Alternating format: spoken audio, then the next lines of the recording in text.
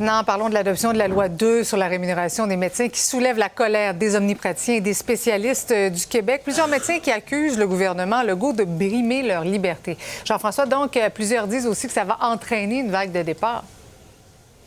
Oui, on sent vraiment la colère du côté des médecins, pas nécessairement en raison du changement de mode de rémunération, mais surtout pour ces mesures qui ont été mises là, contre les moyens de pression, contre les départs également. Là, ça fait réagir et on pense que ça va inciter plusieurs à quitter, peut-être même du côté des étudiants qui vont bientôt faire leur résidence en médecine, là, de simplement oublier le Québec. Je n'ai jamais vu autant de colère, de démotivation, de désir de quitter des médecins qui sont là.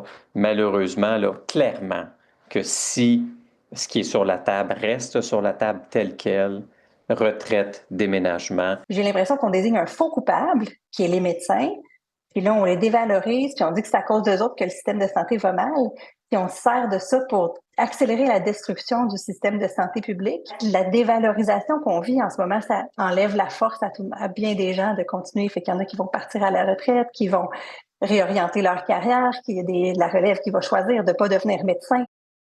Bon, Jean-François, le Parti québécois, de son côté, a l'intention de conserver la loi s'il est élu, mais d'y apporter des modifications. Voilà. Sur le fond, le fait de changer la rémunération des médecins, le Parti québécois semble d'accord, mais bon, sur la façon de faire, ça, un peu moins.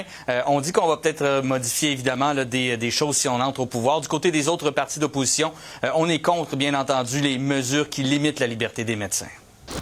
Un gouvernement du Parti québécois va conserver cette réforme-là, mais va corriger les objectifs qui ne tiennent pas la route parce que le travail a été bâclé. Plutôt que de leur envoyer la police des médecins, les docteurs auraient besoin de plus d'infirmières, de plus de professionnels pour les aider. Encore une fois, c'est une loi liberticide. Ce qui m'a le plus surpris durant l'étude par Bayon de ce projet de loi, c'est la manière autoritaire et vindicative du gouvernement.